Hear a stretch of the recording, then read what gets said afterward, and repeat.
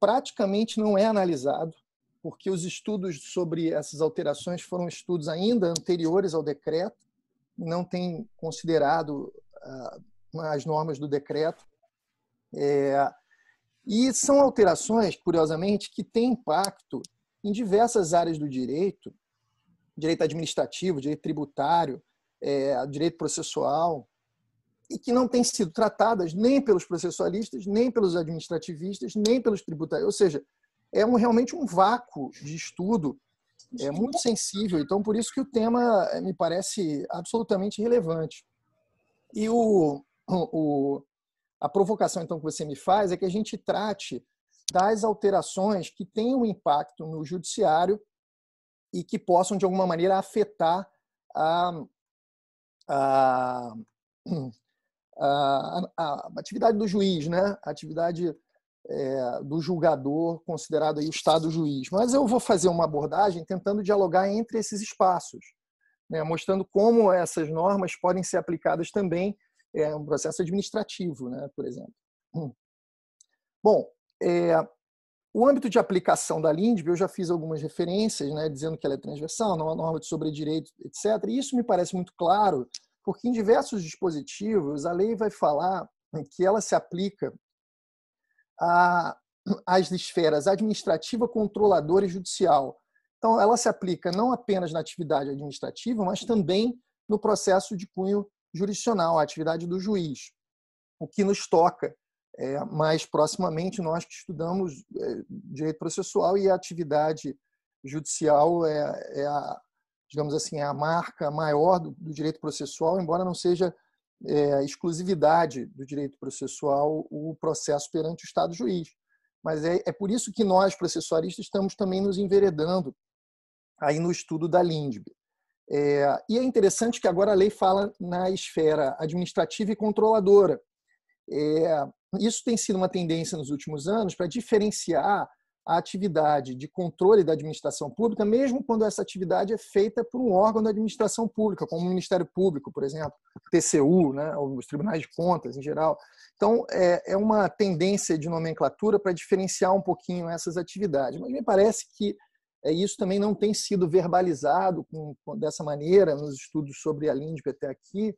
E parece também que a lei de introdução às normas, ou a imensa maioria dessas regras introduzidas em 2018, se aplicam também para os procedimentos da própria administração pública na sua atividade de autotutela, que é uma atividade muito antiga, muito reconhecida, já é meio pacífico no Brasil, que pode ser realizada pela administração pública. Então, me parece que, embora algumas regras aqui façam mais sentido quando são aplicadas por órgãos de controle da administração ou pelo próprio juiz, elas, me parece, também podem ser aplicadas na atividade administrativa de autotutela.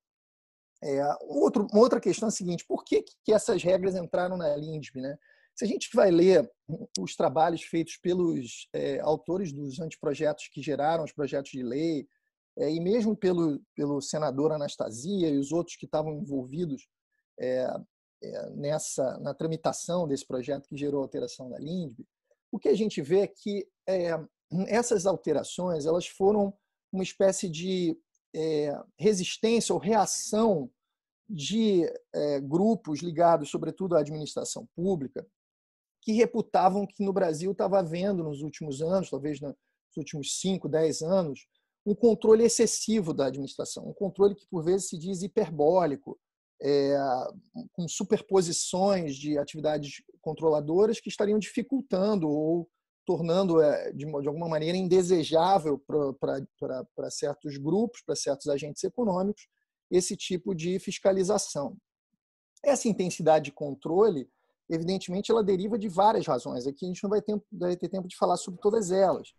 A vagueza das normas, a indeterminação do direito, né? Temas que foram muito bem tratados pelo professor Humberto Ávila, que está aqui presente.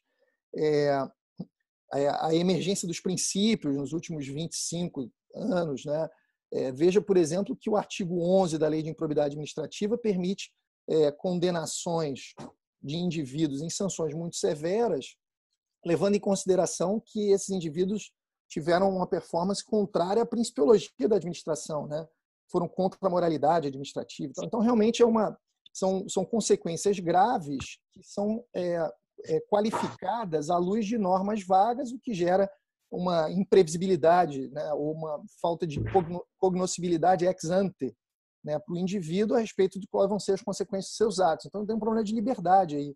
E nesse ponto, evidentemente, eu concordo que há uma dificuldade para qualquer um que vai se mover hoje em dia em um ordenamento como o nosso, de ter uma total previsibilidade de quais vão ser as regras que vão incidir na sua atividade.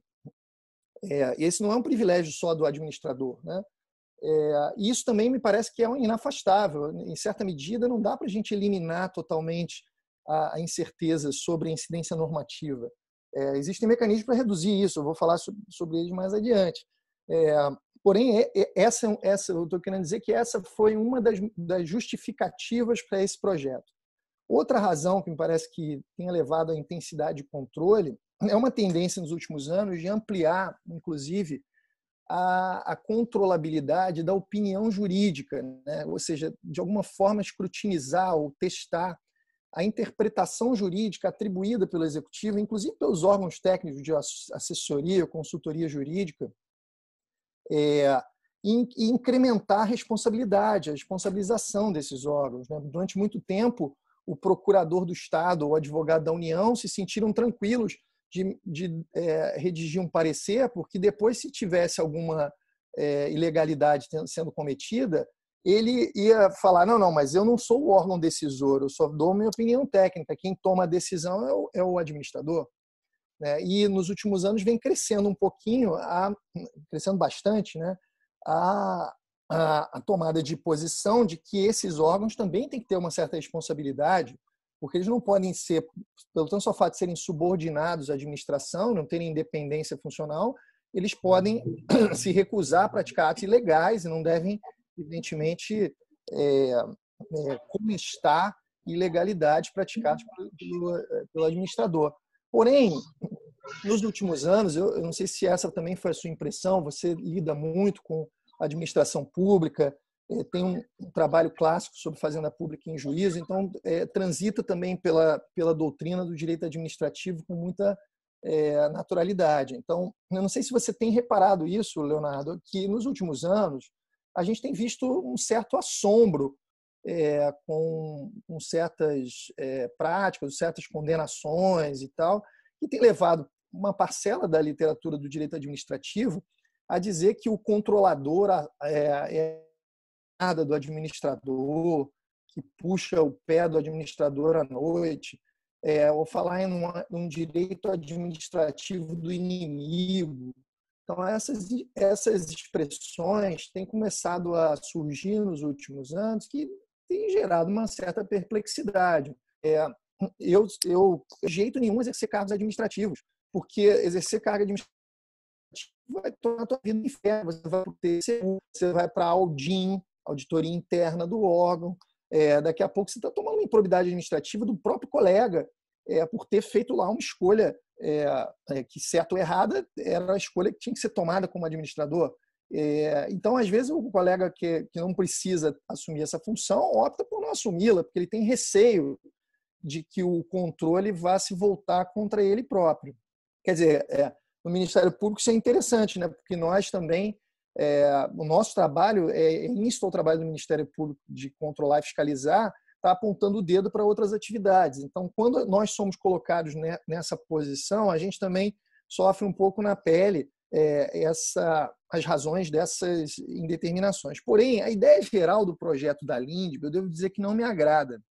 Me parece que é uma lei que é cheia de armadilhas, que foi feita na contramão do momento histórico do país, né? O momento histórico do país é um momento de fortalecimento institucional das atividades de controle, de ampliação do controle, da transparência, enfim. Me parece que o projeto ele pode ter até sido feito com excelente boa vontade, mas pode também ser usado para o mal. Eu acho que a gente tem que tomar muito cuidado e, nesse ponto, eu acho até positivo que não tenha sido feita uma análise tão assodada, digamos assim, da lei, que poderia fixar uma doutrina no começo de grupos que estavam por trás de interesses que não são os interesses de incrementar o controle, incrementar a administração e realmente separar o joio do trigo, né? Quer dizer, separar o erro administrativo e um problema pragmático de obstáculos concretos que não permitiram uma decisão melhor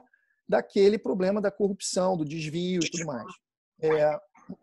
Então, me parece que a gente tem que botar a mão nisso, botar as coisas no trilho, até para não permitir que essa norma, que tem muitos aspectos positivos, possa ser levada como uma espécie de subterfúgio para que espertalhões manipulem a lei para fazer passar nas portas largas da justiça administradores corruptos, inapetentes, negligentes. Então, tem que ser uma coisa tomada com muito cuidado. Como a gente não tem muito tempo, eu vou fazer uma pincelada sobre alguns dos artigos que me parece que são interessantes numa análise inicial. E primeiro eu vou analisar os artigos 20 e 21, mas também o 22, de alguma maneira, entra nisso, 20 e 21, no que se refere à adoção do consequencialismo nas decisões estatais, né? O 20 vai falar que nas esferas administrativa, controladora e judicial não se decidirá com base em valores jurídicos abstratos, sem que sejam consideradas as consequências práticas da decisão. O parágrafo único diz que a motivação das decisões em todas essas esferas, e portanto também a motivação da decisão judicial, deve demonstrar a necessidade e adequação da medida, inclusive em face de potenciais alternativas que haveria, né? A ideia de uma argumentação que seja second best, ou que incorpore custo de oportunidade, que você tenha também a obrigatoriedade de dizer por que você está escolhendo aquela alternativa se havia outras. Então, você vai ter que testar os argumentos, né? Também com os argumentos que poderiam levar a consequências outras. Então, você vai ter que dizer, olha, escolhi esse trilho porque essa solução traz esse e esse benefício e as outras trariam consequências adversas, né? Ou seja, uma argumentação que, de alguma forma, incorpore essa questão que, na economia, poderia ser retratada como custo de oportunidade. O artigo 21 vai dizer que, na decisão nas esferas administrativa, controladora e judicial, que decretar a invalidação de ato, contrato, ajuste, processo ou norma administrativa deve indicar também, de modo expresso, as consequências jurídicas e administrativas. E o parágrafo único diz que, se houver possibilidade de regularização, estabelece alguns parâmetros ali, né, para a regularização desses atos. Bom, o que é o consequencialismo, né? No direito público, muito se discute sobre essas vertentes do consequencialismo, do pragmatismo, do utilitarismo e tudo mais. Elas são diferentes entre si, também não é o nosso objetivo aqui ficar entrando em pormenores dessas questões que vêm sendo já há pelo menos uns 15 anos discutidas no direito público e agora viraram norma expressa nos artigos 20 e 21 da Lei de Introdução às Normas, né? O consequencialismo é uma postura interpretativa. É uma postura interpretativa que considera como um elemento significativo para se extrair o sentido da norma que se leve em conta a consequência da tomada daquela opção interpretativa. Quer dizer, na própria atividade de interpretação, ao se buscar o sentido da norma, o intérprete deve considerar as consequências daquela opção interpretativa. No Brasil, no direito processual, me parece que muito poucas pessoas têm estudado o consequencialismo, né? Eu lembro de um dos poucos ter sido o Fabiano Carvalho, nosso colega, professor da FAAP, que estudou do princípio da eficiência no processo coletivo e das decisões de processo coletivo. Agora, como eu falei, o consequencialismo se relaciona intimamente com outras vertentes, como o pragmatismo, né? O raciocínio pragmático das decisões estatais, inclusive as decisões judiciais, né?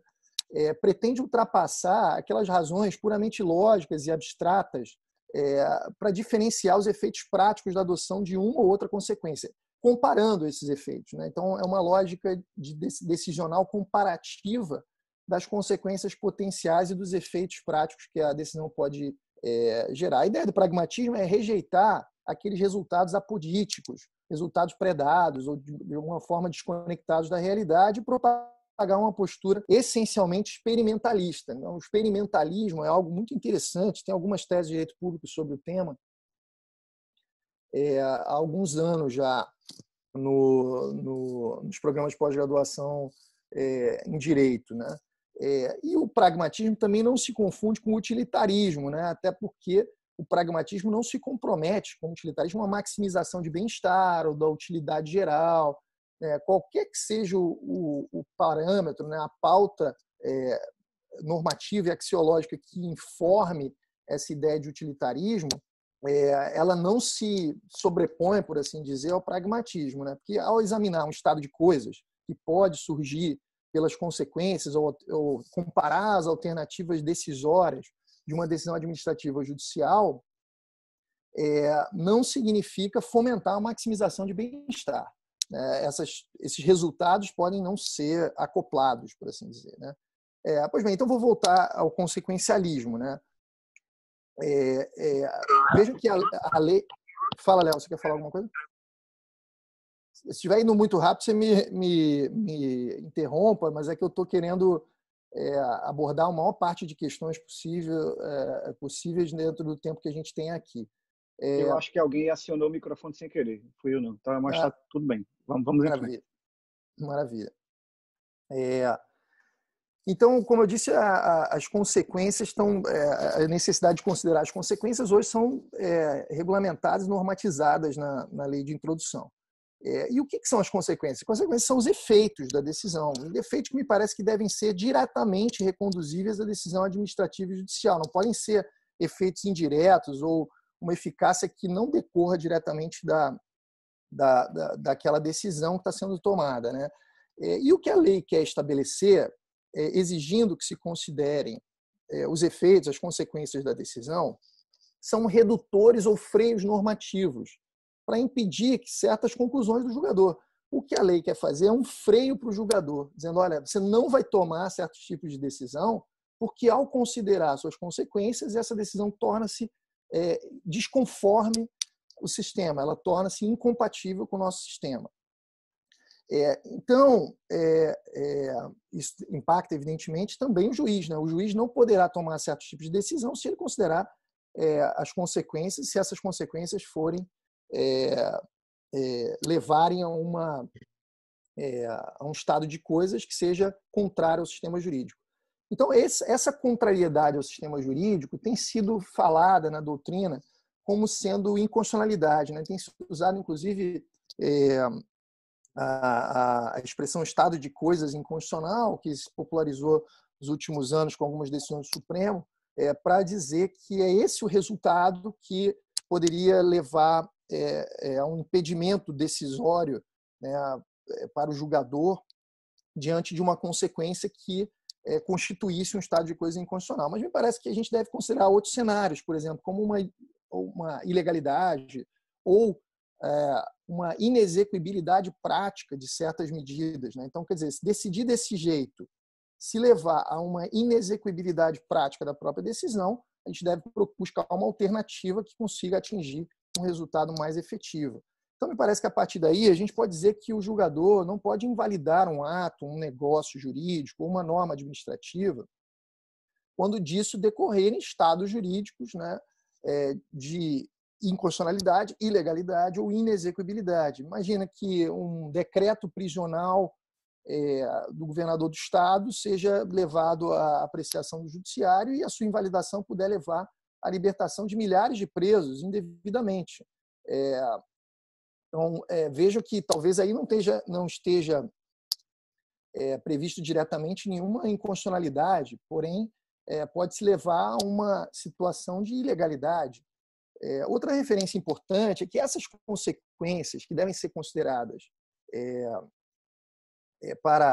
como esses redutores ou freios normativos, para funcionarem dessa maneira, ou seja, para impedirem que certas conclusões sejam veiculadas numa decisão judicial, elas não podem ser consequências ou efeitos meramente possíveis, no sentido de que sobre elas seja exigida uma mera um mero juízo cautelar de possibilidade, né, ou de viabilidade delas virem a ocorrer.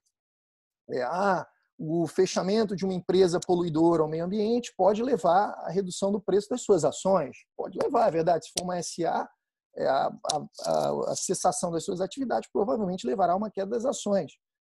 Mas será que isso está comprovado? Será que isso é algo provável e não é meramente viável? Será que isso é algo provável e não meramente possível? Por exemplo, a imposição de alguma restrição ao funcionamento de um restaurante devido à pandemia de Covid-19, ou o fechamento de certos tipos de estabelecimento, né? Como a gente tem visto nesses tempos de pandemia. Isso pode levar a uma queda de faturamento ou de receita, pode levar até à falência do estabelecimento. Mas será que isso vai funcionar como um redutor ou impedimento para a tomada de decisão? Me parece que só vai funcionar como um redutor ou impedimento de tomada de decisão se essas consequências, que são reconduzíveis diretamente, devem ser reconduzidas diretamente à decisão judicial ou administrativa, se essas consequências forem pelo menos prováveis. A gente deve exigir um mínimo grau de probabilidade. Então, quer dizer, me parece que a aplicação disso aí deve exigir um estándar diferente de convencimento, né? Tá aí o Ravi nos assistindo, que está fazendo um trabalho espetacular sobre estándares de prova, e me parece que deve-se exigir um convencimento qualificado do magistrado para que ele deixe de decidir levando em consideração o consequencialismo. E mais, essas consequências, para serem consideradas numa decisão, não podem ser um chute, né? Elas devem estar comprovadas com uma mínima base empírica. Ou seja, não é possível o sujeito dizer que não vai tomar uma certa decisão, porque a consequência que ela pode produzir vai ser tal e qual, e, portanto, ele opta por uma alternativa a ela, sem nenhuma base que justifique essa afirmação. Quer dizer, aquela consequência é provável mesmo? Esse resultado vai acontecer mesmo? Às vezes, aquele restaurante tem grande parte do seu funcionamento baseado em delivery. Então, quer dizer, o funcionamento do estabelecimento em loco, a fechamento das suas portas para atendimento ao público, vai levar à falência mesmo? Então, me parece que essas questões não têm sido trabalhadas e isso tem que ser dito, né? Agora, o que eu acho que é importante dos artigos 20 e 21 na atividade judicial é que essas consequências, né, ou seja, essa análise das consequências, que até a lei, como eu falei, prevê que tem que constar da fundamentação, é algo que se agrega às exigências de fundamentação do artigo 489, parágrafo 1º do CPC. Claro que lá no 489 havia uma abordagem, havia uma preocupação muito parecida com a que está aqui, né, que era evitar que as decisões sejam tomadas em fundamentos sem nenhuma concretude, fundamentos abstratos ou com uso de expressões vagas e conceitos indeterminados, né? Então, alguns parâmetros do 489 são muito convergentes com a mens legis, né, desses dispositivos aqui, mas me parece que os artigos 20 e 21 da LINDB, eles não são totalmente o que está se exigindo aqui na LINDB não está previsto lá no artigo 489 do CPC. Nem no artigo 315, né, do CPP, que copiou o 489. Então, me parece que aqui se agrega algo ao dever de fundamentação, né? Uma outra referência que eu acho que a gente pode fazer é que a lei diz que ele tem que, o administrador, o juiz, tal, tem que considerar outras alternativas. E aí eu tenho tido uma interpretação menos, digamos assim, herculeana dos julgadores, né? Menos dworkiniana, de imaginar que isso deveria impor ao julgador, ao juiz, ao administrador, um dever de expor todas as consequências possíveis de uma certa medida, né? Especialmente em casos complexos, é praticamente impossível o juiz poder antever todas as consequências jurídicas, econômicas, sociais. Me parece que o que deva ser colocado na decisão, e aí digamos assim, um conteúdo mínimo desse dever, são as consequências e as alternativas, né, mais relevantes, as mais importantes, as que possam ser aferidas e demonstradas, como eu disse, com alguma base empírica, né? Então, vejo que nessa época de pandemia tem sido levado aos judiciários pedidos variados para restringir direito de locomoção, para decretar lockdown. Me parece que até em Pernambuco houve uma liminar negada pelo judiciário estadual para decretar fechamento da cidade, né? Algo que eu particularmente acho impressionante, porque são restrições de direitos que se assimilam a hipóteses constitucionais muito excepcionais, que levariam à possibilidade de decretação de estado de sítio. Bom, a par dessa questão, a pergunta que eu coloco é: será que esses pedidos seriam comprováveis, né? E será que as consequências dessas medidas podem ser totalmente aquilatadas pelo juiz que está analisando uma liminar numa ação civil pública para decretar lockdown, na expressão da moda? Lockdown, ninguém nem sabe como traduzir isso no Brasil, né? Será que seria possível exigir do juiz expô-las todas as consequências de uma decisão que decreta o lockdown? Acho que no Maranhão foi até decisão judicial, né, que decretou isso na região metropolitana de São Luís. Vejam que eu acho que haveria outros problemas, tá, Leonardo, sobre a aplicação do 20 e do 21, especialmente o problema das capacidades institucionais, tá?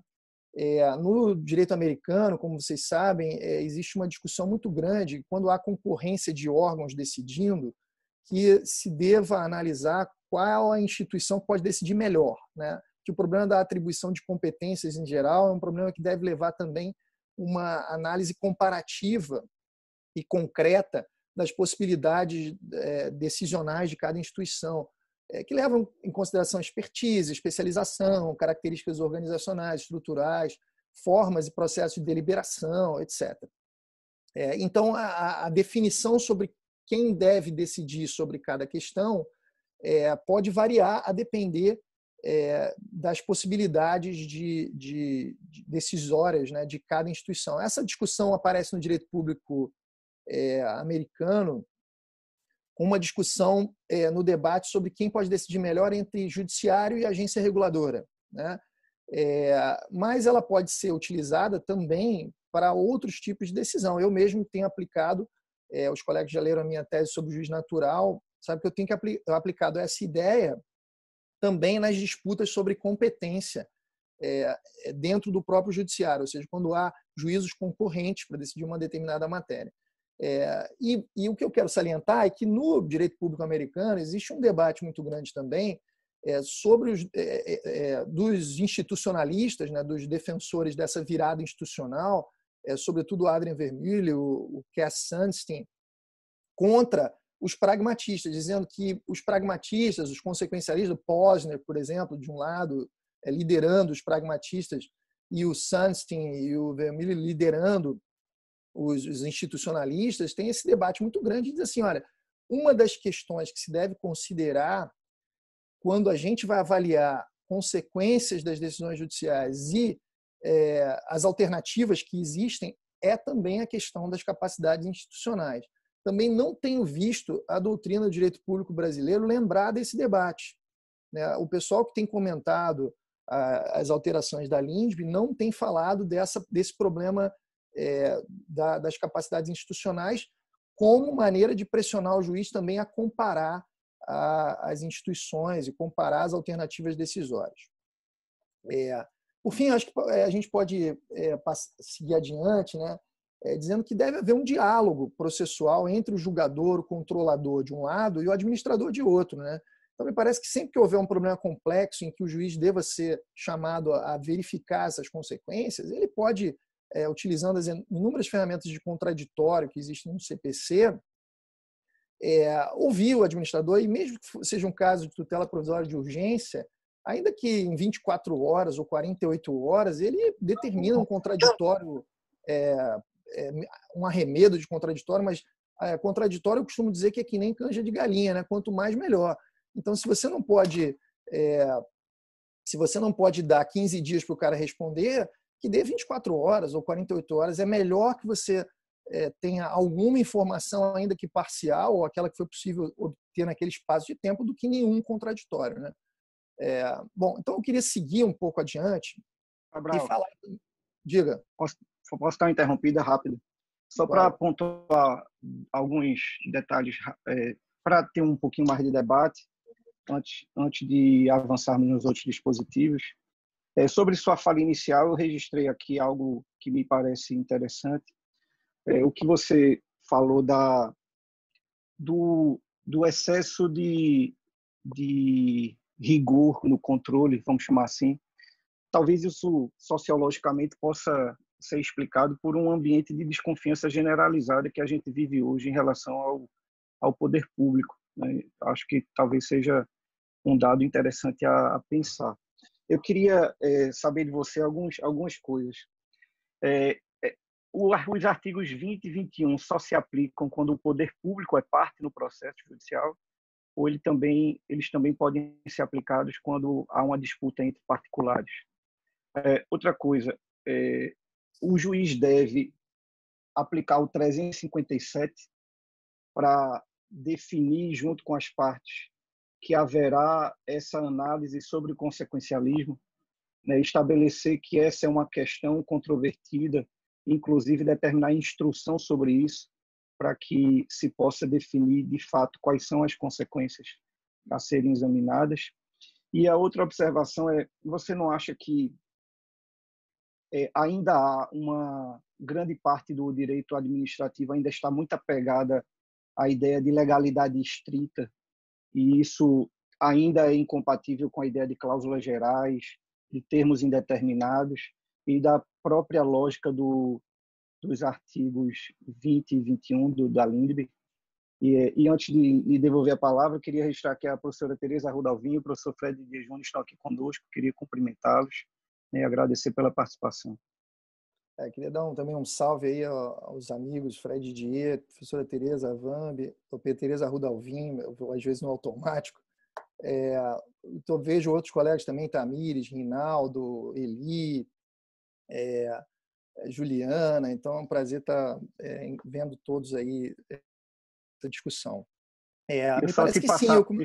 Desculpa, só te passar uma pergunta que colocaram aqui no chat, se o consequencialismo é um movimento de reação ao pós-positivismo. Veja, como eu falei, talvez seja uma reação, talvez eu não diria que é uma reação ao pós-positivismo, porque esses rótulos também são muito disputados no direito público, né?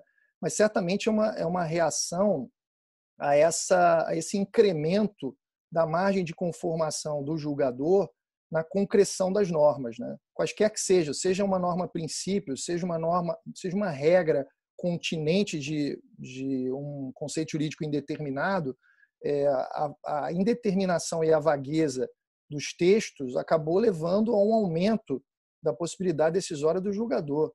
E isso, como eu disse, é inafastável. E isso pode ser realmente uma reação a isso que o colega aí que fez a pergunta esteja chamando de pós-positivismo. Não sei dizer com certeza, né? Mas eu concordo com você, Leonardo, que isso também possa ser atribuído a um apego da literatura ou da doutrina do direito administrativo ainda a uma legalidade estrita. Mas está havendo uma mudança geracional muito sensível, né? Nos últimos anos, a literatura do direito administrativo tem tido outra pegada, né? É completamente diferente o que se tem produzido nos últimos 15, 20 anos do direito administrativo do que nós fomos acostumados a estudar no direito administrativo pré-88, né? Aparecem, inclusive, duas disciplinas diferentes, né? Se você lê o Eli Lopes Meirelles, da década de 90, para os manuais de direito administrativo, hoje é completamente diferente. E acho, respondendo a outra pergunta, acho que é importante, sim, também o consequencialismo para disputas entre indivíduos privados. Ele não se aplica exclusivamente a disputas envolvendo o poder público, né? Esse tem sido um problema na interpretação da LINDB. Ela tem sido quase que exclusivamente tratada por publicistas, né? Há uma necessidade que os privatistas também olhem para essas disposições para ver onde elas vão se aplicar no direito comercial, no direito civil e coisa e tal. Eu posso deixar a pergunta do 357 para frente, Léo, porque senão acho que eu não vou conseguir falar questões aqui que eu estou... Vamos em frente. Outro ponto que eu queria tentar aqui colocar para discussão com os colegas é o artigo 22 da LINDB. Ele também fala dos impactos e tal. Alguns dizem que ele foi previsto com uma cláusula de regulação do erro administrativo, né, para separar o administrador que errou do administrador corrupto, do administrador que errou porque existiam obstáculos estruturais, uma administração pública mal estruturada não permite condições ideais de decisão. Enfim, o objetivo declarado do dispositivo é por aí. Mas eu quero colocar um problema específico do parágrafo 3º né? O caput vem dizendo que tem que considerar os obstáculos e dificuldades reais do gestor. O parágrafo primeiro fala de circunstâncias práticas que devem ser consideradas para se dizer quando que há erro administrativo. O segundo traz parâmetros para sanções. E o parágrafo terceiro fala que as sanções aplicadas ao agente serão levadas em conta na dosimetria das demais sanções de mesma natureza e relativas ao mesmo fato. Esse é um problema interessantíssimo, que eu acho que o direito brasileiro está se preocupando pouco com ele, que é a concorrência de regulação e concorrência de sanções. Às vezes, a resposta normativa para um mesmo fato, ela é determinada a partir da incidência de várias normas, né? Esse fenômeno da incidência múltipla já é bastante conhecido no direito e no direito brasileiro. Mas quando a gente vai ver esse cenário de concorrência de regulação e sanções, a prática mostra que isso gera uma dificuldade para diversas pessoas, indivíduos, agentes econômicos, etc., que se veem, às vezes, sancionados e regulados por normas que são até contraditórias entre si. E muitas vezes as sanções são aplicadas cumulativamente. Por trás disso existe uma disputa de poder, existe uma disputa de poder pela regulação. Na prática da administração pública, não sei se você já ouviu isso, fala-se que quem manda de fato não é quem permite, mas quem nega a atividade, quem proíbe a atividade, porque é aquele para quem o administrado terá que se explicar. O agente econômico, ele vai ter que se explicar e ele vai ter que desenrolar, por assim dizer, né, na linguagem informal, diante daquele que negou ou proibiu uma certa atividade. Então, do lado do administrado, esse é um problema prático muito grande. Mas a questão ideal, me parece, é reconhecer que controlar mais não significa controlar bem. E nós deveríamos focar na eficiência do controle. É isso que tem que ser colocado. Quais os parâmetros de eficiência de controle? Colocar camadas de controle que às vezes são sobrepostas, né, overlapping, isso não resolve o problema da eficiência do controle. Então, o parágrafo terceiro me parece muito avançado, é uma ideia muito interessante que pode também impactar a atividade judicial. Eu tenho inúmeros exemplos práticos, se a gente tivesse mais tempo, eu falaria bastante sobre ele. Eu tenho caso no Ministério Público, tem um lá que está comigo, que é um problema sobre regulação de espaços de TV comunitária, né? TV comunitária, as empresas que divulgam radiotransmissão, elas têm que reservar um espaço na sua cadeia para TV comunitária. E existe uma disputa regulatória entre a Ancine e a Anatel. Quem é que vai regular isso? Existem outros espaços, por exemplo, nos fundos setoriais de fomento ao cinema, que são regulados simultaneamente pela CVM e pela Ancine. Existem sanções ambientais que são submetidas à regulação da Agência Nacional do Petróleo e do IBAMA. Como resolver esse problema? A Lei 13.848 do ano passado, ela tenta resolver um pouco esse problema, porque é uma lei que trata de interações das agências, inclusive trata da interação da agência com outros órgãos de controle, como o CAD, como os órgãos de tutela do meio ambiente. E essa lei surgiu de disputas entre o CAD e as agências, né? Na questão concorrencial, o CAD dizia que ele é que tinha que regular e fiscalizar. Mas eu acho que isso também pode ter um impacto judicial. Me parece que esse parágrafo ele é um embrião para a gente pensar na ideia de que, para um mesmo fato jurígeno, ainda que as esferas, ou ainda que o mesmo fato jurígeno atraia a incidência de normas variadas, em algum momento a resposta estatal tem que se exaurir. Então, na concorrência de normas incidindo sobre o mesmo fato, a intensidade da resposta estatal numa determinada esfera ou por um determinado agente exaure a resposta estatal por outros agentes ou em outras esferas para o mesmo fato. Claro que se a gente está diante de normas administrativas, isso é mais fácil aplicar, porque a regra parece limitar isso às decisões administrativas. Mas me parece que isso também deve iluminar a interpretação do juiz. Imaginem, por exemplo, um juiz que está analisando uma ação de improbidade administrativa por conta de uma infração que foi sancionada no processo administrativo disciplinar, num PAD, com a demissão do servidor. Será que ele não deve considerar essa sanção aplicada no PAD para indicar as sanções que devam ser aplicadas do artigo 12 da Lei de Improbidade? Me parece que sim. Aliás, às vezes, muitas vezes, para determinados indivíduos, as sanções tomadas em um determinado tipo de processo são muito mais intensas que em outro, né? Então, por exemplo, às vezes, para um agente político, a sanção tomada num processo eleitoral, ainda que seja administrativa, às vezes pode ser mais intensa do que um processo penal, no qual ele vai assinar lá um acordo qualquer, uma medida despenalizadora e paga uma cesta básica, né? Então, me parece que esse caminho que o parágrafo 3º do artigo 22 nos abre, ele pode, inclusive, é claro que ali está dito que as sanções têm que ser da mesma natureza e relativas ao mesmo fato. Mas será que isso não deveria também iluminar as relações entre processo civil e processo penal? Nós demos, Leonardo, no ano passado, uma palestra lá na OAB do Distrito Federal e eu falei sobre esses caminhos entre processo civil e processo penal. E uma das coisas que eu acho que existe hoje, que tem que ser considerada, é justamente esse vaso comunicativo entre processo civil e processo penal, porque o processo penal hoje cada vez mais está imbricado com o processo administrativo sancionador, até porque na colaboração premiada constantemente são negociados em paralelo e às vezes até no mesmo instrumento a codileniência, né? Então, a esfera administrativa sancionadora e a esfera penal estão cada vez mais imbricadas. E às vezes a consideração negociada de um certo valor de multa considera o valor de multa que foi fixado na leniência e vice-versa. Então, me parece que se isso tem sido feito na justiça negociada, isso poderia iluminar também a aplicação dessas regras no judiciário. Outro tema complexo que eu queria tratar ainda brevemente com vocês é o tema do artigo 23 e do artigo 24. Né? O artigo 23 e 24 tratam das regras de transição previstas na quebra de segurança jurídica. Eu estou escrevendo um livreto sobre isso.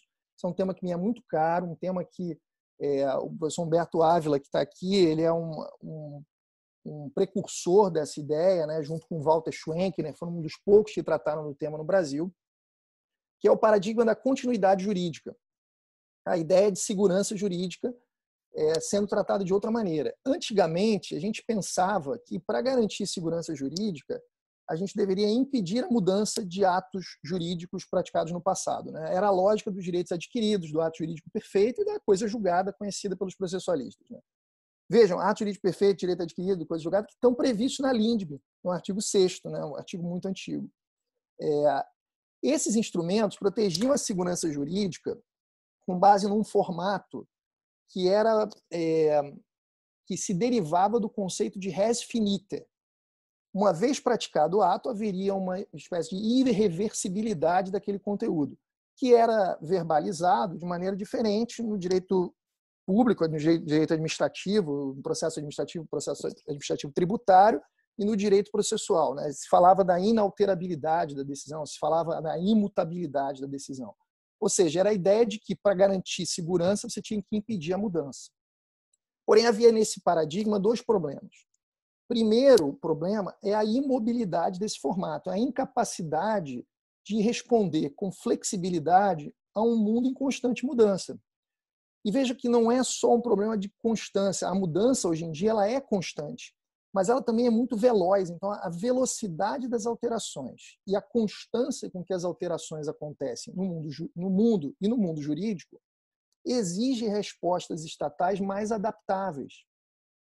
E isso não é conseguido por esses referenciais que buscam segurança jurídica com base em inalterabilidade do conteúdo dos atos. O segundo problema é que esses mecanismos escondiam a complexidade da questão da segurança jurídica. Uma complexidade que tem sido revelada cada vez mais. O professor Ávila coloca que a segurança jurídica tem que ser analisada num conjunto de espaços temporais, no contínuo entre passado, presente e futuro, protegendo o conteúdo dos atos pretéritos, mas garantindo as expectativas futuras. E o exemplo que se dava do direito adquirido, o exemplo do Savigny, do direito adquirido, era interessante para explicar aquela dualidade, né? Direito adquirido, expectativa de direito. Ele dizia que a maioridade na Alemanha, na época, se adquiria com 21 anos. Então, ele dizia que até 20 anos, 11 meses e 29 dias, o indivíduo só tinha expectativa de direito de tornar-se maior. Mas, a partir do momento em que ele adquiria a maioridade, se uma lei posterior aumentasse a idade para 24 anos, aquele que teria se tornado maior não perderia a maioridade.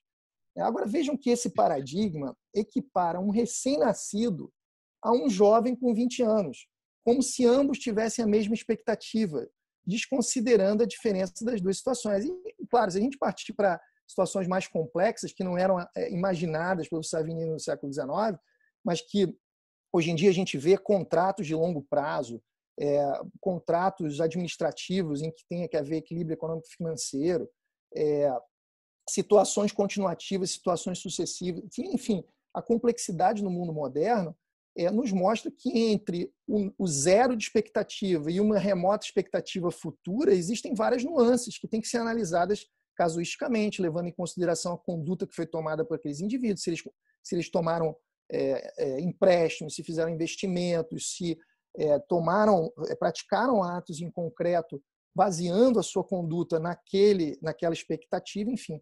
Um conceito que eu tenho trabalhado muito nos últimos anos e que quero desenvolver cada vez mais é o conceito de expectativa de incidência. Os indivíduos se movem pela expectativa de incidência da norma na sua esfera de direitos. E essa expectativa de incidência tem que gerar inúmeros efeitos.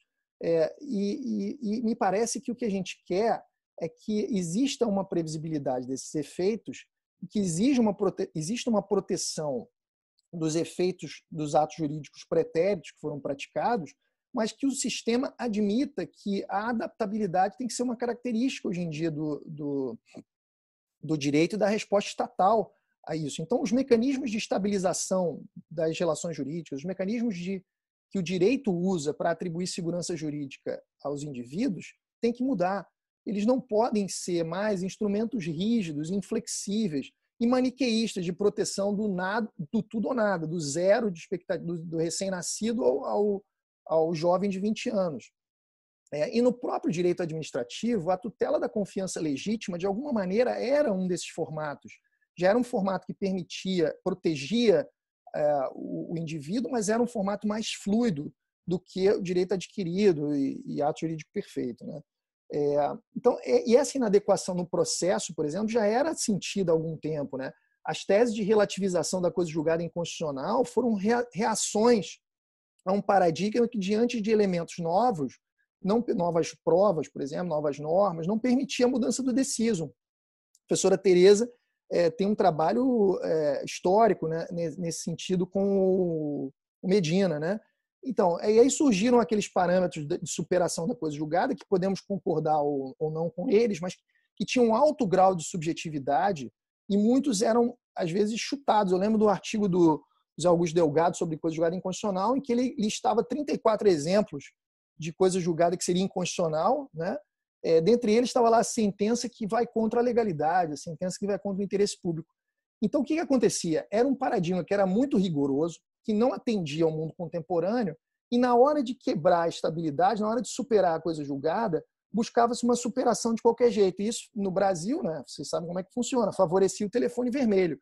O cara ligava para mim, eu era amigo do rei, eu flexibilizo a coisa julgada. E não pode ser assim, né? Num sistema que quer atribuir segurança jurídica aos indivíduos e aos atos estatais, sobretudo a sentença de mérito, né, vejam a importância que isso existe, a gente tem que ter parâmetros mais estabelecidos, né?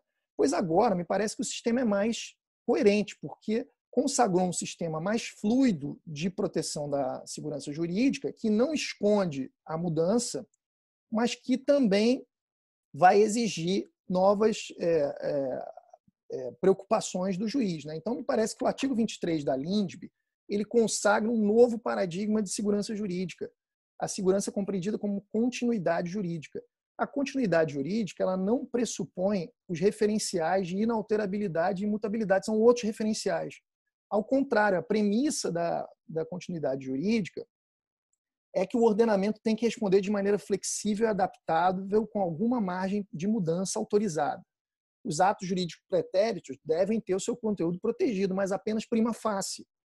Ou seja, eu sustento que existe uma permanência tendencial do conteúdo estável pela força que aquela manutenção do status quo existe uma força, um empuxo, uma pressão de segurança jurídica que a continuidade empurra o resultado para a manutenção do status quo. Mas, como eu disse, a mudança é sistemicamente garantida. tem que haver essa margem de modificação. Então, primeiro, para se admitir a mudança e quebrar aquela força prima facie de continuidade, deve existir o ônus argumentativo em sentido contrário. Tem que haver uma fundamentação mais rigorosa para quebra de continuidade do que para manutenção da estabilidade. Depois, se for o caso de alterar o conteúdo estável, deve-se assegurar a continuidade jurídica na mudança, que é um outro lado da continuidade jurídica, né? A continuidade ela se preocupa não apenas com a segurança por dificultar ou impedir a alteração, no caso ela não impede, mas dificulta a alteração, mas também se preocupa com a segurança jurídica quando for o caso de mudar o conteúdo do ato estável. Note que no paradigma da inalterabilidade e imutabilidade isso também não ocorria, né? Imagina uma ação rescisória, tem lá a coisa julgada, imutabilidade, mas vem uma rescisória para alterar uma sentença que garantia uma isenção tributária para uma empresa. Bom, com base naquela isenção tributária transitada em julgado, a empresa achava que aquilo tinha se incorporado na sua esfera de direitos, e então ela realizava investimentos, provisionava fundos, pegava empréstimos, assinava contratos, tudo mais. De um dia para o outro, numa ação rescisória, a decisão era de procedência, rescindia essa sentença, ela perde e tem que pagar o tributo novamente. Então vejam que o paradigma da segurança como imutabilidade ou inalterabilidade não se preocupava com os dois lados da equação. E a continuidade jurídica preocupa-se também com o lado da mudança. Quando for necessário mudar, deve-se garantir que a regulação da matéria, seja pela sentença, seja pelo ato administrativo, seja acompanhada de compensações para essa quebra de continuidade. E aí que surge o tema das regras de transição, um tema que sempre foi muito tratado na norma legislativa. A gente conhece as emendas constitucionais que são acompanhadas de regras de transição, mas que foi muito maltratado no Brasil e no mundo quando se trata de decisões administrativas e judiciais. A gente não tem muito regramento disso, né? Então, as regras de transição elas existem para que, agregadas à decisão de superação da estabilidade, quebra de coisa julgada, quebra de uma preclusão, modificação de uma decisão administrativa, etc., que se fomente uma passagem suave do antigo regramento para o novo. Eu defendo esse paradigma de segurança há bastante tempo e acho que essa mudança, essa mutação constitucional decorre da cláusula do Estado de Direito, né? Então, compreender essa mudança da segurança jurídica hoje em dia ficou mais fácil pelo artigo 23 da LINDB. Parece que o artigo 23 da LINDB concretizou na legislação ordinária essa mudança no paradigma de segurança jurídica que já podia ser enxergado a partir das normas constitucionais.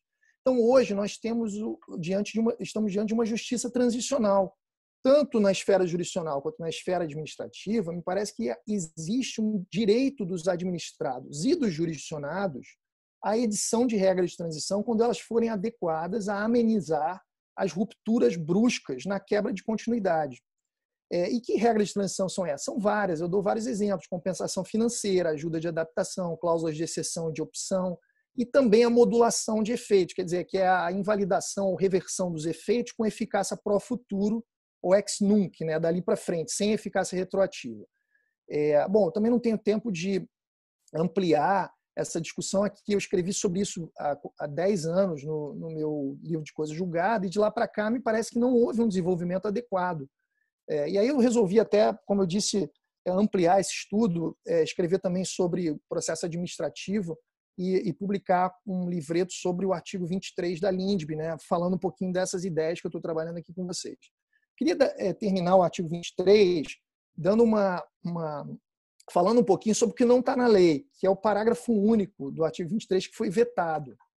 O parágrafo único do 23, previsto originariamente, aprovado no Congresso Nacional, tinha a seguinte redação: se o regime de transição, quando aplicável nos termos do caput, não estiver previamente estabelecido, o sujeito obrigado terá direito a negociá-lo com a autoridade, segundo as peculiaridades de seu caso e observadas as limitações legais, celebrando-se compromisso para o ajustamento na esfera administrativa. Aí, nas razões de veto, o presidente da República justificou da seguinte forma: o caput do artigo impõe a obrigatoriedade de estabelecimento de regime de transição, que preveja mudança de entendimento em norma de conteúdo indeterminado, quando indispensável para o seu cumprimento. Todavia, o parágrafo único traz um direito subjetivo do administrado ao regime. Assim, o dispositivo reduz a força cogente da própria norma e deve ser vetado, de modo a garantir a segurança jurídica de tais decisões. Bom, além de ser confuso, mal redigido, O veto me parece que está completamente equivocado, né? Primeiro que o parágrafo único não estabelecia o direito do indivíduo ao regime, estabelecia o direito do indivíduo de negociar o regime. E como negócio jurídico, ele não pode ser obrigatório nem para o indivíduo, nem para a administração. E, evidentemente, não retirava o aspecto cogente da norma do caput. A lei nada dispunha a respeito de haver ou não haver um direito do jurisdicionado e do administrado à edição de regras de transição, como eu defendo. De outro ângulo, as razões do veto também parecem partir de uma concepção que, no meu modo de ver, é completamente estapafúrdia da segurança jurídica. A ideia de que a segurança só interessa ao Estado. Ora bola, se aquilo não está previsto na lei, é claro que para o indivíduo é muito melhor negociar o regime de transição, porque ele vai ter uma previsibilidade muito maior, a priori, né, do que ele teria se ele deixasse que aquilo fosse fixado judicialmente ou pelo julgador administrativo no momento posterior, em que às vezes já surgiu um conflito, uma lide, etc. O que é mais curioso é que o parágrafo único do 23 foi vetado, mas o artigo 27, parágrafo 2º, não foi. O artigo 27, parágrafo 2º, o 27 caput fala da compensação. E a compensação é uma das regras de transição que podem ser aplicadas no regime transicional previsto no artigo 23. E o parágrafo 2º diz que, para prevenir ou regular a compensação, poderá ser celebrado compromisso processual entre os envolvidos. Isso está regulado, inclusive, no decreto 9830, que veio a disciplinar ou regulamentar a LINDB. Então, vejam como é incoerente, né? Sob o pretexto de vetar um negócio jurídico sobre o regime de transição, se vetou o parágrafo único do 23, mas se permite fazer isso no parágrafo 2º do artigo 27. Aí a gente deveria pensar, bom, só pode para compensação financeira, pode para outras regras de transição, e parece que é óbvio que deva poder para outras regras de transição, né? Porque a liberdade negocial existe quando a lei não a restringe. A gente não precisa do parágrafo único do 23 para dizer que é negociável um regime de transição, né? A incidência normativa das normas que podem nos atingir, ela pode ser negociada ou não, a depender dos limites do sistema, e não porque a lei está nos autorizando ou não. Para a administração pública, a gente precisava de um artigo, e esse é o 27, parágrafo 2º, né? Porque a liberdade para a administração é só quando a lei permite, a liberdade para o indivíduo é outra. Então, as razões do veto me parecem completamente estapafúrdias, e realmente eu não consegui entender muito bem o que levou ao veto do parágrafo único do artigo 23. Bom, Leonardo, eu tenho ainda 2 outros pontos para falar, não sei se existe tempo. A gente tinha combinado que eu iria até às 10 horas, eu já passei 3 minutos, então deixo com você aqui a opção. Se quiser, eu falo, jogo a ideia e a gente combina de discutir em outra oportunidade, também pode ser.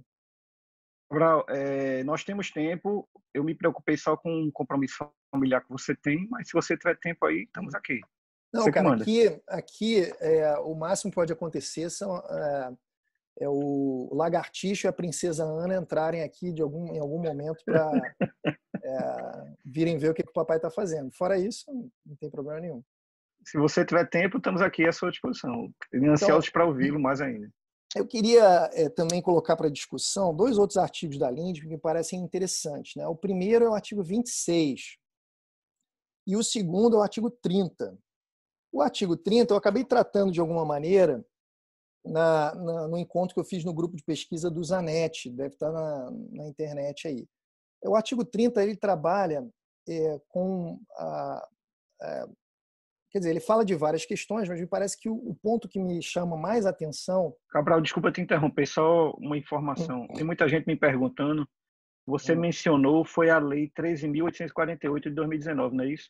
Isso, a lei que fala da interação das agências, né? Beleza, porque o pessoal não conseguiu anotar, só para registrar, é 13.848 de 2019, não é isso? Depois alguém confere aí, porque eu posso até ver aqui no Google se é ela mesma, mas eu acho que isso é do ano passado. Eu conferi aqui, é ela mesma, Do ano passado é uma lei bem interessante que veio, pelo que eu soube no debate no Congresso, essa lei veio para resolver o problema do CAD com as agências, mas acabou tratando de várias outras questões, inclusive órgãos de meio ambiente, né? Enfim, é uma lei nova, mas interessante nesse cenário de corregulação, né?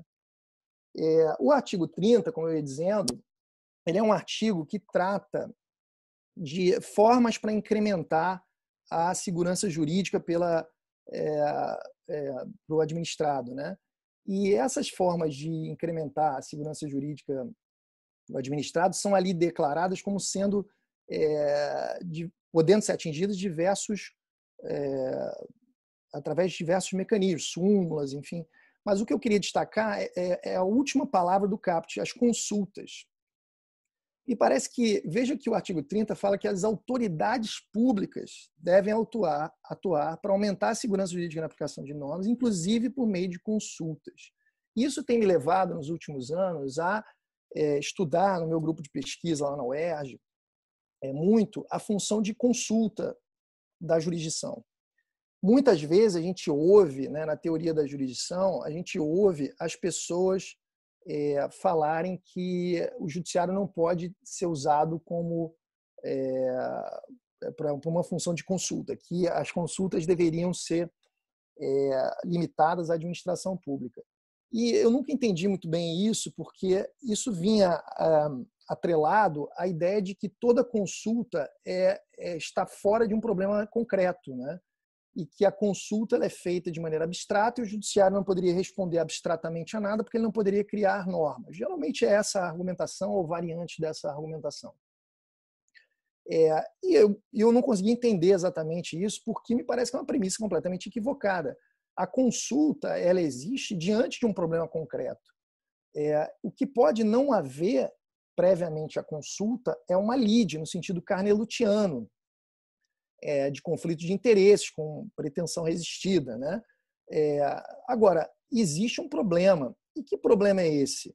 Mais uma vez, eu volto à questão da expectativa de incidência. O indivíduo quer tomar condutas e ele quer saber como as normas que incidirão na sua conduta serão interpretadas no judiciário. Então, ele diz assim, olha, eu tenho esse problema aqui, a minha relação jurídica é regida por essas normas se aplicam a mim ou vão se aplicar se eu fizer isso? Eu acho que, nesses casos, seria natural que problemas de indeterminação a respeito da expectativa de incidência pudessem levar a ações judiciais para consultar o judiciário a respeito disso. Eu tenho, inclusive, um caso pessoal que eu sempre cito como exemplo. Eu sou servidor público desde 2002 e eu mudei da área estadual para a área federal em 2004. E aí o que aconteceu? No meio disso aí veio uma emenda constitucional, que é a emenda 41 de 2003, pelo qual os servidores perderam uma série de direitos. Toda emenda constitucional nos últimos 20 anos no Brasil, e provavelmente todas até eu me aposentar, serão para tirar direitos do servidor público, isso eu não tenho dúvida. E, nesse caso, tiraram alguns direitos, como a paridade entre ativos e inativos. E o que se dizia é o seguinte, existiam regras de transição lá na emenda que diziam que aqueles que já fossem servidores, esses não perderiam, ainda continuariam com as regras anteriores. Então, vejam, eu era servidor anterior à emenda 41, mas eu mudei de esfera. O que eu imagino, como sempre foi no Brasil, é que, com as compensações entre os entes, que eu continue sendo considerado servidor anterior à emenda 41 e, quando for me aposentar, sei lá quando isso vai acontecer, que essa... Oi, vem cá, meu amor. O que houve? Tá triste? Olha aqui, ó. Ó, essa aqui é a Carol. O que houve? Hein? Tá com sono? Ei, lindona! Então, eu tenho a expectativa de que eu seja considerado servidor anterior a 2003, quando eu vier me aposentar. Provavelmente isso vai ser com 90 anos de idade, né? Até lá vão ter mais umas 500 emendas de reforma da Constituição. Mas quando eu chegar para me aposentar, eu vou ser considerado servidor anterior e vou ter integralidade de vencimentos, ou vou ser considerado servidor posterior, porque eu fui para a área federal e vou ter apenas 70% dos meus vencimentos da ativa. Olha, isso é muito importante para mim, porque eu vou recolher previdência até me aposentar com base no meu salário integral. Se eu chegar lá na frente e os caras disserem pegadinha do malandro, agora você é servidor posterior à emenda, eu contribuí 30 anos, vou ter que entrar com uma ação de repetição de indébito que eu vou ganhar depois de 50 anos no judiciário. Então, veja, se, por outro lado, a consulta me desse a expectativa de que lá na frente eu fosse considerado como servidor antigo, eu continuaria recolhendo com base no meu salário integral. Mas se ela me desse o reconhecimento hoje de que a emenda constitucional não se aplica a mim porque eu migrei da esfera estadual para a federal, eu pediria, como um pedido sucessivo, que o meu desconto fosse feito sobre o que eu vou receber na aposentadoria. Então vejam como esse problema regulativo é importantíssimo para a vida das pessoas. E se eu entro com uma ação declaratória na justiça, por exemplo, para discutir isso, o que vão me dizer? Que eu não tenho direito adquirido a um regime jurídico. Então, vejam, é mais uma vez aquela lógica antiga de raciocinar, especialmente nas relações de longo prazo, como se a gente estivesse pensando no direito contratual ou em relações pontuais que se exaurem no momento temporal. Hoje em dia, o mundo é muito mais complexo do que era quando essas teses sobre segurança jurídica foram elaboradas. Então, me parece que há claramente um interesse legítimo dos indivíduos em quererem consultar o judiciário para terem previsibilidade sobre incidência de normas na sua esfera de direitos. E, nesse caso, me parece que o judiciário poderia se valer de uma decisão condicional. Aliás, uma das próximos estudos que eu quero desenvolver de longo prazo é sobre decisões condicionais. O judiciário poderia dizer assim, olha, Antônio, eu não posso te dizer que você tem direito a se aposentar assim ou assado, porque amanhã você pode pedir exoneração, você pode morrer, você pode haver outras mudanças normativas que vão alterar as regras de aposentadoria. Mas hoje, nesse quadro que existe hoje, à luz das emendas e das regras constitucionais que já foram editadas e que regulam a sua situação funcional, se você continuar servidor até o momento de se aposentar, aplica-se a você a emenda, a regra de transição da emenda 41 de 2003. Qual é o problema do judiciário proferir uma decisão dessa natureza? Resolveria a crise de certeza, para usar aqui a expressão do Dinamarca, resolveria a crise de certeza, seria um incremento muito importante na minha esfera de direitos e, ao mesmo tempo, isso seria feito sem uma lide, né? Sem um problema prático. Quer dizer, a gente tem que esperar 30 anos recolhendo de uma determinada maneira para aí surgir a lide para a gente resolver o problema que já havia há 30 anos. Eu acho que hoje a gente tem que ter uma respostas muito mais adequadas. E vejam que o artigo 30 abre espaço para que a função de consulta seja exercida também jurisdicionalmente, porque não limita a sua aplicação às autoridades administrativas. Ele fala em autoridades públicas. E isso me parece que também atinge o juiz. E um último ponto que eu queria colocar aqui para o debate é um ponto do compromisso. Eu discuti bastante isso com o Ravi, meu querido Ravi, também faz parte do meu grupo de pesquisa, está para defender a sua tese de doutorado. E a gente estava pesquisando, o Ravi acabou de escrever um artigo ainda inédito sobre o artigo 26 e a gente, nessa pesquisa comum, e eu estou escrevendo sobre o 26 também, vou falar disso aqui, a gente percebeu que a doutrina não está analisando bem o artigo 26. E a gente lamentou, a gente co-lamentou, né, a falta de aprofundamento dos estudos sobre esse artigo, né? Um dos poucos que tem estudado esse artigo, que já escreveu sobre ele de uma maneira mais geral, é o Fred Didier. Não sei se o Fred ainda está aí, ou se ele já está participando de uma das suas muitas lives aí. Mas o Fred escreveu com o Zanetti no volume 4 do curso que eles têm publicado pela Justiça sobre o Processo Coletivo a respeito do 26. E é um dos poucos que tentou enfrentar o dispositivo. Aliás, o Fred é um dos poucos que tem estudado a LINDB, né? É um dos poucos que tem falado com reflexão sobre a lei de introdução às normas e os impactos dessa lei no processo brasileiro. O 26, ele traz o compromisso, um negócio jurídico que vai ser celebrado pela administração pública. Esse compromisso, são várias questões envolvidas aqui no 26, eu vou destacar algumas, tá? Esse compromisso ele pode servir para diversas finalidades, digamos assim. Ele pode servir primeiro como um TAC. Ele pode ter finalidades muito similares à do TAC, previsto no artigo 5º, parágrafo 6º da Lei da Ação Civil Pública. E ele pode servir, portanto, para regulamentar problemas de grupos ou de tutela coletiva envolvendo a administração. Fred e Zanetti estão dizendo lá no curso deles que o artigo 26 passou a ser, juntamente com o TAC, com o artigo 5º, parágrafo 6º da Lei da Ação Civil Pública, a regulação do TAC, ou seja, a regulação para o TAC passou a ser uma combinação entre a LINDB e a Lei da Ação Civil Pública. Eu já discordo um pouco disso. Me parece que o artigo 26 da LINDB é muito mais amplo do que o TAC. Ele serve talvez como uma regulamentação geral da negociação de direito público ou da negociação com a administração pública. Veja que no caput do artigo 26, ele fala que ele pode servir para eliminar irregularidade, eliminar incerteza jurídica ou eliminar situação contenciosa na aplicação do direito público. Então, ele pode servir como um TAC, ele pode servir como uma transação de direito público.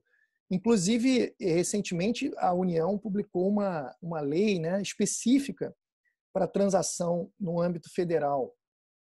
E essa lei pode ser combinada com o 26, não são regulações que se excluem. Agora, vejam que o 26 ele não necessariamente vai tutelar direitos de grupos, porque pode ser uma questão pontual, pode ter um problema, por exemplo, entre a administração e um autorizatário. O sujeito tem uma banca de jornal, a administração lá considerou que deva ser revogada a autorização dele para manter sua banca de jornal. Aí ele vai lá com a administração e fala, mas peraí, o que aconteceu? Aí assina um compromisso dizendo, não, mas agora você tem que ter aqui um descarte de lixo, você tem que ter um banheiro anexo, e aí você pode manter a sua banca de jornal, um quiosque na praia. Mas vejam, essa questão dificilmente pode ser qualificada como uma questão de tutela coletiva. Então, me parece que o artigo 26 ele é mais amplo do que a regulação do TAC, porque ele serve também para resolver problemas da administração com indivíduos. Além disso, além de poder servir como um TAC ou como uma transação, inclusive individual, vejam que a transação é um contrato que serve para resolver uma lide, né? Para resolver um litígio, uma situação contenciosa. E o artigo 26 da LINDB fala expressamente em situação contenciosa. Mas o artigo 26 da LINDB serve também para eliminar incerteza jurídica. E é esse o objeto do meu estudo atual. Eu estou aproveitando esse tempo da pandemia, eu aproveitei primeiro para atualizar livros e tal. Eu acho que todos nós na academia estamos aproveitando um pouco isso, né? A redução das aulas e tudo para botar em dia esses afazeres acadêmicos. E também botei em movimento alguns projetos que estavam antigos. O primeiro foi esse livreto sobre o artigo 23 da Lei de Introdução.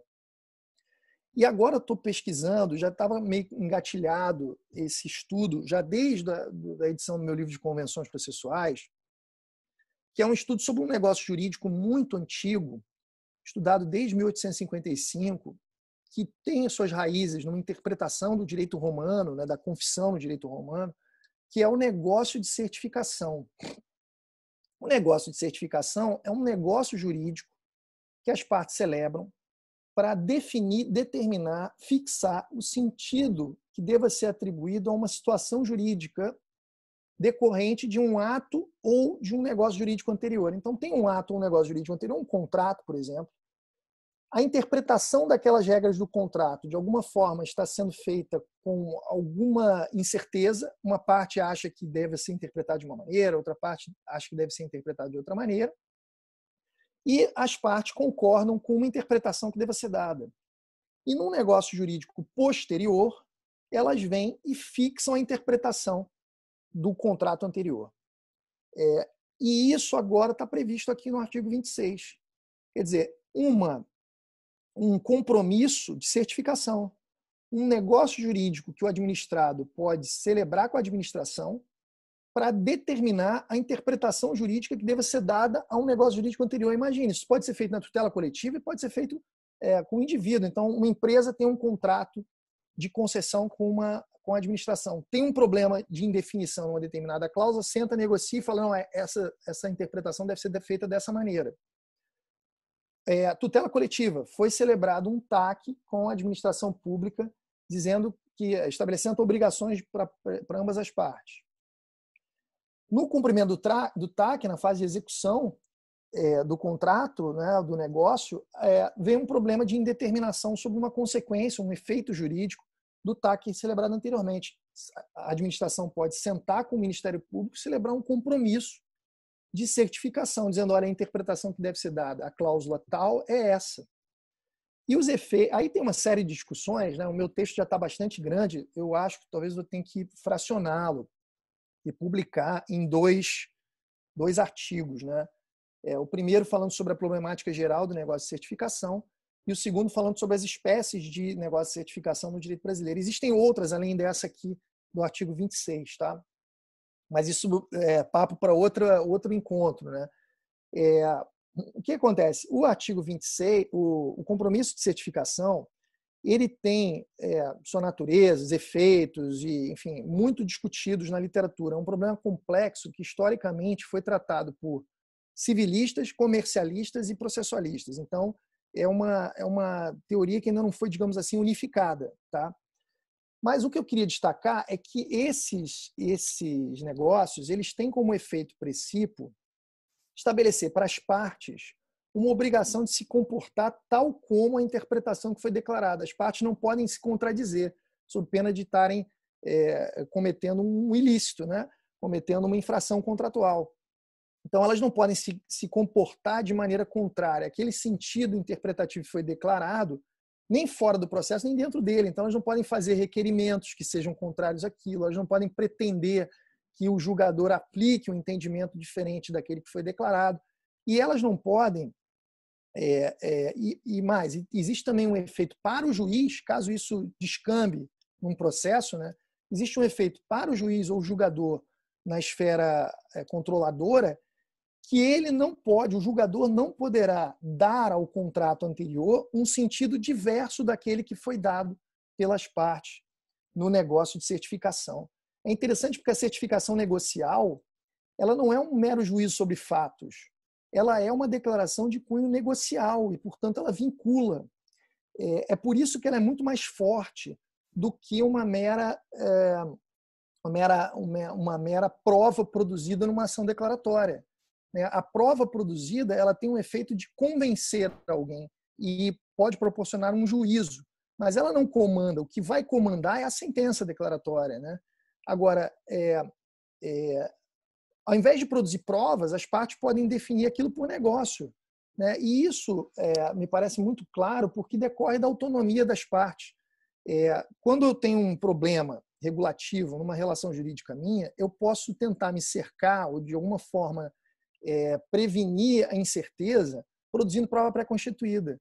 Mas a produção de prova pré-constituída, ela não vai eliminar a possibilidade de que o juiz num processo, ou um julgador num processo posterior, administrativo ou judicial, seja convencido de forma diversa, né? Por qualquer motivo, né? Porque a prova era insuficiente ou porque ele errou, né? Então, pode ser que exista um interesse para as partes, e isso me parece muito útil no mundo atual, delas sentarem negocialmente comandarem como aquela interpretação deve ser pilotada. E isso agora está aqui no artigo 26. E o que eu queria dizer é que esse me parece o grande barato do artigo 26. O resto que está no artigo 26 me parece que são balizamentos para a transação que, de alguma maneira, já podiam ser encontrados em outras normas no sistema. Me parece que a grande inovação do artigo 26 é essa modalidade de compromisso que é feita para eliminar a incerteza jurídica. Agora, faço a ressalva. O compromisso não é só para eliminar a incerteza jurídica. Por isso, por exemplo, Didier e Zanetti, ao examinarem isso aqui, disseram que é tutela coletiva e que ele é um compromisso de certificação. Eu discordo nos dois pontos. Eu acho que não é só tutela coletiva, ele pode ser tutela coletiva e pode não ser. Claro que a gente vai pensar que se a administração negocia com o indivíduo, ela deve estar considerando também o interesse público, né? Porque a administração atua com base no interesse público. Então, se ela vai revogar ou não a autorização do jornaleiro, ela está levando em consideração o direito individual e também o interesse público. Mas aí o interesse público não no sentido de tutela de grupos, né? Então, me parece um pouco diferente. Eu acho que o 26 é mais amplo do que o TAC. E também não concordo com os amigos de Didier e Zanetti quando eles dizem que a natureza do 26 é ser um negócio de certificação. Acho que não. O 26 será um negócio de certificação quando ele for eliminar a incerteza jurídica. Mas em outros casos, né, quando ele vai eliminar a irregularidade, quando ele vai resolver situação contenciosa, ele pode estar funcionando com outras coisas, que não, como outras coisas, como uma transação, por exemplo, né, que não são o negócio de certificação, né? Então, acho que definir o 26 como negócio de certificação é reduzir um pouco a aplicação do dispositivo. No mais, aqui haveria uma série de outras questões para falar do 26. Ô, Cabral, desculpa te Diga lá. interromper. A sua fala sobre o negócio de certificação me faz pensar muito no objeto da ação declaratória. Você vê qual a relação que você vê entre o negócio de certificação e a ação declaratória. Por exemplo, eu em vez de fazer um acordo de certificação, eu proponho uma ação declaratória contra outra parte. Ou, colocando a questão de outra forma, o acordo de certificação ele é uma espécie de autotutela declaratória, ele tem a mesma finalidade prática de uma sentença que declara o modo de ser da relação jurídica, ou a própria existência dela. Como é que você vê essa relação entre eles? Ótimo. Eu vou também aqui aproveitar para citar aqui outros colegas que eu estou vendo aqui, Weber, Rinaldo, acho que já falei de Rinaldo, né? Querido Rinaldo, saudade de você, meu amigo. Eli, já falei, Cláudio, Fred, né? Enfim, o Felipe aí do seu grupo, Lorena, aí do seu grupo de, não sei se é Lorena ou Rony, né? Ricardo Carneiro, enfim, queridos colegas aqui que estão prestigiando. Enfim, eu acho que existe uma relação sim, Léo. Eu acho que o que é permitido... Queria registrar, o Cabral, queria registrar a presença da professora Larissa Medeiros, professora de Direito Administrativo aqui da Faculdade de Direito do Recife. Como está vai, prestigiando colega? aí sua exposição. Muito obrigado, colega, aí pelo prestígio. Eu acho que existe uma relação muito próxima entre a tutela declaratória feita na sentença e a tutela declaratória negocial, né? Eu não diria que seria uma autotutela, porque a não ser que você queira dizer que toda contratação é uma autotutela, né? É uma forma de resolver. Mas certamente o negócio de certificação é um equivalente funcional da tutela declaratória. Ele se presta para a mesma função no sistema, né? Que é definir o sentido a ser atribuído a uma relação jurídica. Porém, eu acho que o negócio de certificação ele vai além. Eu acho que o que a lei permite que o juiz declare é o mínimo do objeto possível do negócio de certificação. Menos do que aquilo não é possível a gente interpretar. Mas me parece que ele possa ter aí alguma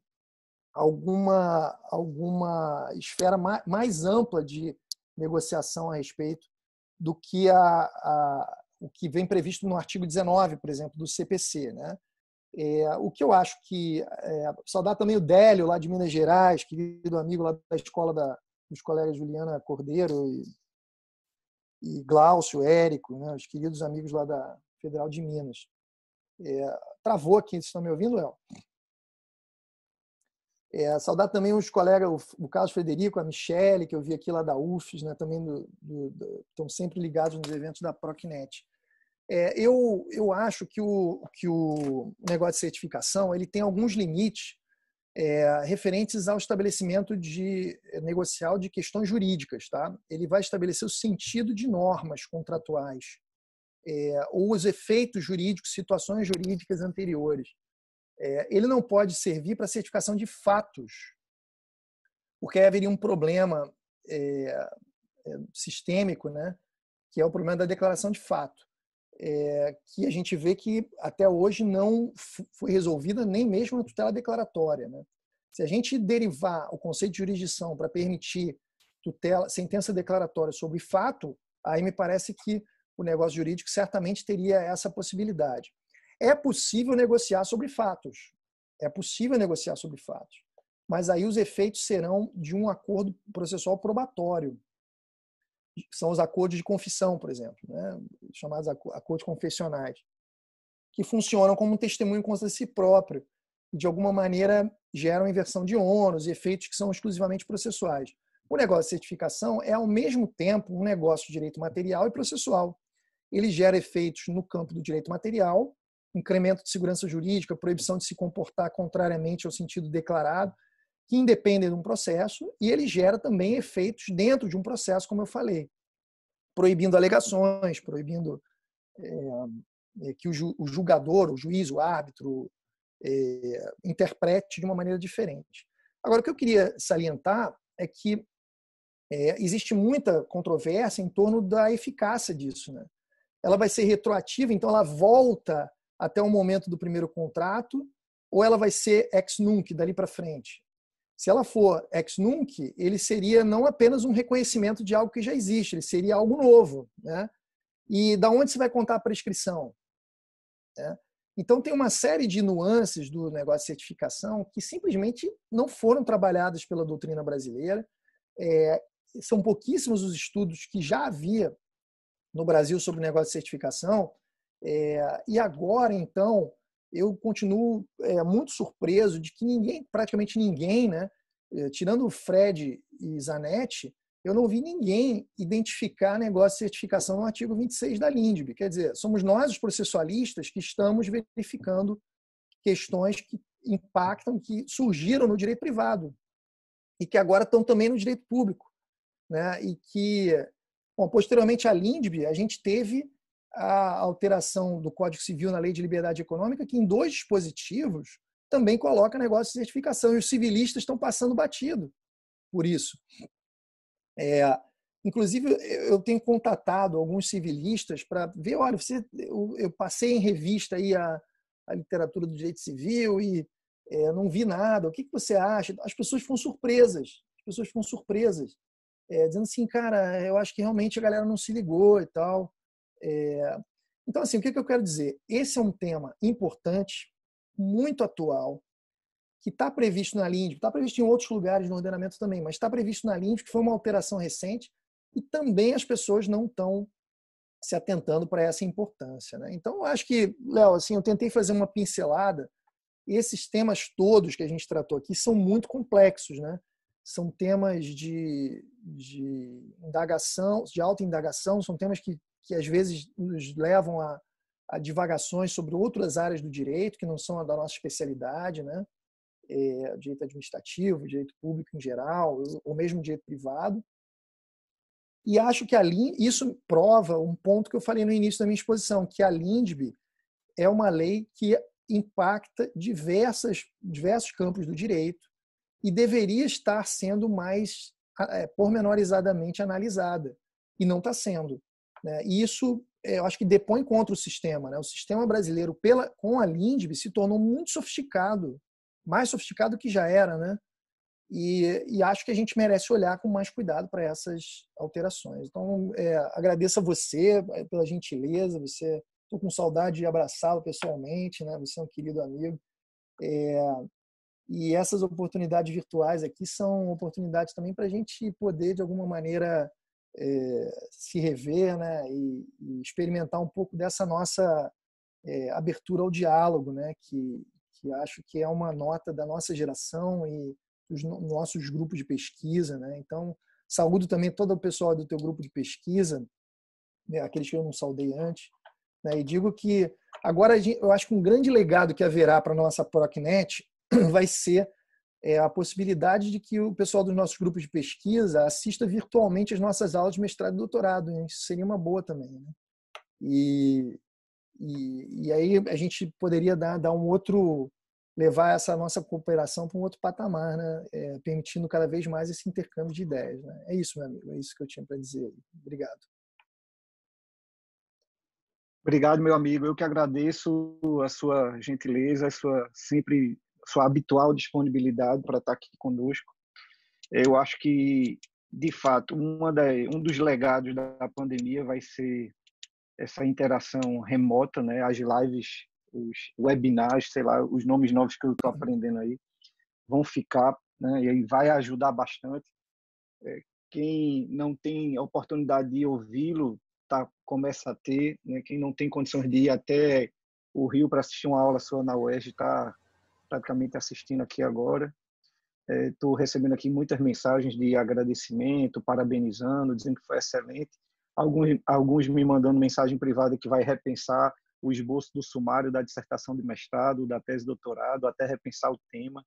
Então, só isso já valeu muito.